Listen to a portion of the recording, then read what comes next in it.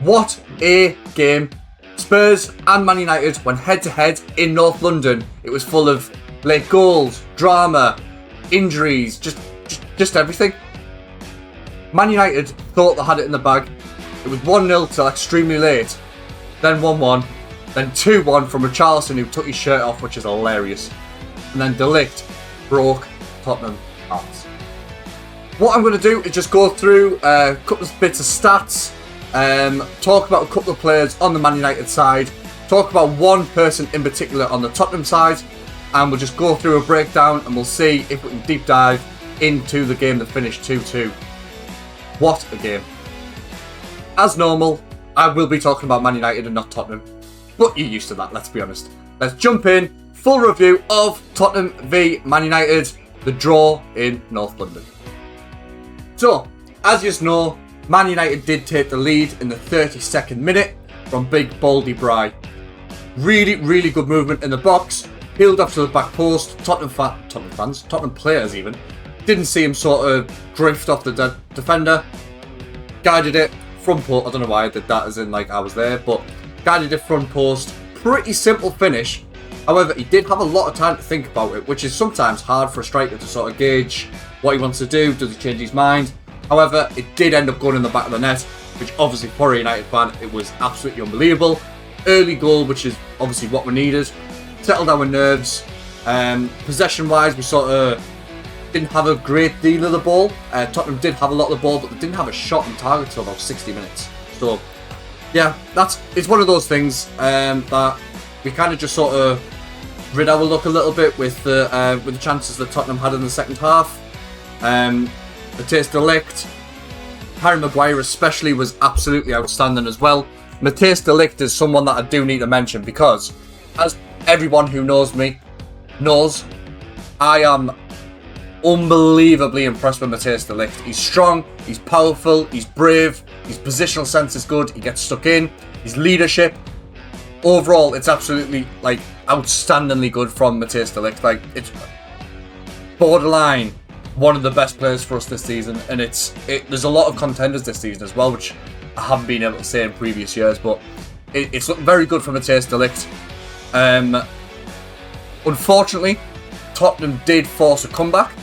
I think he's called Matthijs Tel, I think he's called. That was the 84th minute, just to level it. Good ball over, good first touch to keep De Ligt at a distance. He was going back over on himself. He had to spin round and obviously got a touch off De Ligt in the end. But the lad did really well when he came on Tell, to be fair. He did have a good 20 minutes cameo in all fairness. Obviously he got the goal and he did look a bit dangerous towards the end as well. Tottenham obviously then scored again. Went ahead thanks to Richarlison's goal in the 91st minute. They are giving it to Richarlison. I know Ali McCoy's pointed out in the actual game that he thinks Richarlison sort of guided it in because I think it was going wide, which is a really good spot from Ali McCoy, no fairness to him. But yeah, he did really well to sort of guide it in because I do think it was going wide. So Richarlison, an absolute numpty, taking his head off, hitting his chest like a gorilla, and just absolutely like loving it, thinking he's won the game. 3 points to Tottenham. However, dramatic fashion, the big lad at the back comes up and gets the equaliser for United. Big Matthijs de Ligt. The love and passion that he showed after as well with the celebration. Everybody was absolutely buzzing for him. It was I think it was the 96th minute. In 6 minutes added on. So it was an impressive, heartfelt, unbelievable, confident performance. Considering we were down to 10 men for the last 5-6 minutes as well. Remember, because Sesko did go off, which I'll get to in a second. United shows resiliency, even after conceding a late goal. Heads didn't drop. They held on for a draw, which was obviously crucial for the point in the league. Sky Sports did note that scored the opening goal, went behind, and did not lose for consecutive games for the first time since I can remember, to be fair. So it's been a while. It has been a while. The draw does keep both sides competitive in the top half. However, it's not where both teams want to be. Obviously, they want to be top 4, top 5, top 6. keep competitive at the top, to keep the pressure on the onto the top teams as well. So, apologies because I can't remember the stats off the top of my head, so I will have to have a quick look. So, goal scoring efficiency, Brian Mbeumo. Brian Mbeumo has been a massive asset since he's come into Manchester United. For the simple fact that he's tenacity, his direct play, his strength, his pace, his defensive work, everything, not to mention, he's got 20 goals from 38 league games. What a strong return. Obviously not just for Man United, that's over the course of the last 38 games. It shows his adaptation at United. Early signs of a strong output in the first matches in the league as well. His playing style as a winger /10 wing back. His output in general, his assists and goals, everything is just overcoming everybody else in the team. Even Mateus Cunha is struggling to keep up with him at the moment. His celebrations is absolutely just world class to be a bit of a shithouse and wind everybody up as well. It's absolutely unbelievable. Today, I think he stood out as one of the main focus points for Man United. Him and Ahmad on that side did work extremely well together with the intricate passing. He come into the half spaces just in front of the defence, got the ball, try to ping it around, try to get Cunha involved and Bruno, and sort of all work together in that final third to try and sort of overcome and overload that side, which I think we did really well. Overall, Brian Mbeumo at the moment is cementing himself into one of the better players for Man United. Obviously, he's just had the Player of the Month award as well, alongside obviously Ruben Amorim getting the Manager of the Month. But overall, it is looking very, very positive for Brian Mbeumo.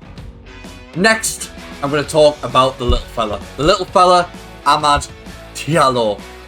Diallo provided the assist for Man United's first goal. Little cheeky cut onto the left foot. Dink at the back post for Mbeumo's little cushion header into the front post. Diallo got overall a rating of 7.5, 7.6, depending on what source you look at. Amad Diallo is a mainstay for the first team for Man United now. It's not a conversation. It's not a debate. If you are debating, you're wrong. Simple as that. You're wrong. Amad Diallo is a constant thorn in Tottenham's side. He was fast, he was direct, he worked hard coming back.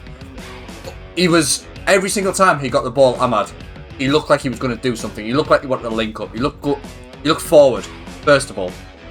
He was unbelievable today. Up and down that, going forward and back.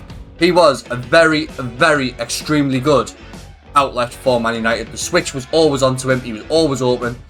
Comparison that to the other side, Mazraoui, who I don't think had a great game today. He did his job, but I don't think he had the best game. But he sort of stuck at it, and he did overall come out with an assist. Not Mazraoui. Amad did sort of stick at it. He got the assist, and overall a brilliant performance by Amad. So the next thing I do want to discuss is, unfortunately, it's Benjamin Sesko. I'm starting to think he looks a bit sluggish, a little bit slow. I'm not entirely sure how or why, but when he goes running through on goal, and I think it was Van der Ven that got back to him, he's got to be scoring that. If you pick any striker in the top 4 or 5 teams in the league where we're aiming to be, they would score. Haaland, Gyökeres, Solanke, João Pedro, Isaac, Ekitike, they all score that. They all score that chance. And whether he's took too long, whether he doesn't know Van der Ven's there, he's got to be expecting a challenge at least. You can't be expecting or just assuming you're through on goal with no one there, no one's going to challenge you. You've got to be clinical, you've got to get in, you've got to finish it, at least get a shot away. And he just looked slow, sluggish, and then he stayed down and went off injured. And I thought, is he injured? Or is he not happy that he's missed a chance? Is he going to get pelters for this chance? I'm just thinking, it's just not looking good for Benjamin Sesko. I do like him. I do like his holder play. He was playing reasonably well holder play. His strength, he was winning flick-ons. I just need more. I just need more. He's a young kid. I'm going to keep the faith. I'm not going to slate him. I'm not going to slander him. I just need more. Simple as that. Final thing I'm going to talk about in this episode, or this review, is actually a Tottenham player, Mickey van der Ven. Before the game, I thought that he was going to be a massive issue for us today. His aerial ability, his stubbornness, his persistent hands, pace, tackling, going to ground, stand on his feet, sort of anticipation of what to do at the correct time. I thought he was going to be an issue for us today, and as I've just alluded to with Sesko, he does get back a good, his pace saves him a little bit. He's outstanding. He's a very, very, very, very good player that I do have a lot of time for. He's a very, very good player that will probably move on in the next couple of years to an Arsenal, to a Chelsea, to a Madrid, to somebody a little bit better and more prestige than Tottenham, I think. But I just wanted a massive shout out for Mickey van der Ven because he was outstanding and has had a midweek as well, but that goal in midweek was next level. So just a little shout out for Van der Ven because I do like him, I do rate him. He's a very good player.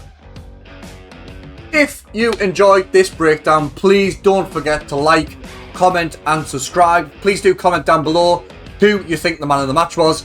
Was it De Ligt for the late equaliser? Was it Amad Diallo? Was it Mickey van der Ven? Was it Tell when he came on? A lot of people had a lot of good games today, and I didn't even mention Paddy Dorgu, which I should have, but I didn't. However, please do comment down below who you think that man of the match was. It was an extremely roller coaster of a game. 2-2 it finished. A full match of drama, late goals, emotions right up to the end. If you see me celebrate the late goal, you'll appreciate how shocked I was that we actually scored the second. In a bit, like and subscribe.